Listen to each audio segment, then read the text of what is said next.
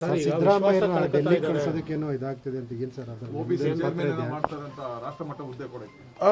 ಅವ್ರಿಗೆ kick out scheme ಹಾಕ್ಕೊಂಡವ್ರೀಗ kick out ಡೆಲ್ಲಿಗೆ kick out ಮಾಡ್ತಾರೆ ಗ್ಯಾರಂಟಿ.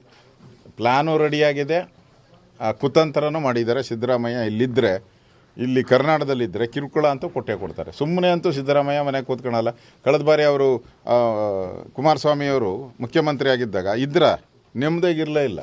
ಅವರೇ ಕಳಿಸ್ಬಿಟ್ರಿ ಎಲ್ಲರನ್ನೂ, ಹೋಗ್ರೋ BJPಗೆ ಹೋಗ್ರಿ ಅಂತ ಕಳಿಸ್ಬಿಟ್ಟು ವಿರೋಧ ಪಕ್ಷ ಆದಮೇಲೆ ನೆಮ್ಮದಿಯಾಗಿದ್ದರು ಅವರು. ಅವ್ರಿಗೆ ಬೇಕೇ ಬೇಕು ಅಧಿಕಾರ. ಕಳಿಸುವಾಗ ನೀವು ಮಾತಾಡಿದ್ರಿ, ಬಿಜೆಪಿ ಕಳಿಸ್ಕೊಟ್ಟರು ಅಂದ್ರಲ್ಲ, ನೀವು ಮಾತಾಡಿದ್ರಿ. ನಾವ್ಯಾಕೆ ಮಾತಾಡೋಣ? ಅವರೇ ಕಳಿಸ್ಕೊಡ್ತೀನಿ ಅಂದಾಗ ನಾವ್ಯಾಕೆ ಮಾತಾಡಬೇಕು? ನಾವು ವಿಪಕ್ಷದವ್ರಿಗೆ ಯಾರು ಸಿಎಂ ಬೇಕು? ಯಾವರನ CM ಹಾಕೊಳ್ಳಿ, ನಾವಂತೂ ಈ ಸರ್ಕಾರನ ಬೀಳ್ಸಕ್ಕೆ ಹೋಗೋ ಪ್ರಶ್ನೆನೇ ಇಲ್ಲ.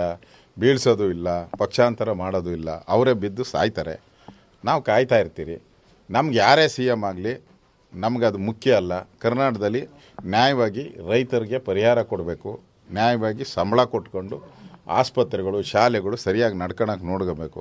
ಅಷ್ಟೇ ನಮ್ಮದು. ಯಾರನ CM ಆಗಲಿ ನಮ್ಮದೇನು ಅಭ್ಯಂತರ. ಅದು ಅವ್ರದ್ದು ಇನ್ನರ್ ಪಾಲಿಟಿಕ್ಸ್, ಅದು ಕಾಂಗ್ರೆಸ್ಸಿನ ಆಂತರಿಕ ವಿಚಾರ. ಅದು ನಾನು ಅದಕ್ಕೆ ಕಾಮೆಂಟ್ ಮಾಡೋಕ್ಕೆ ಹೋಗಲ್ಲ.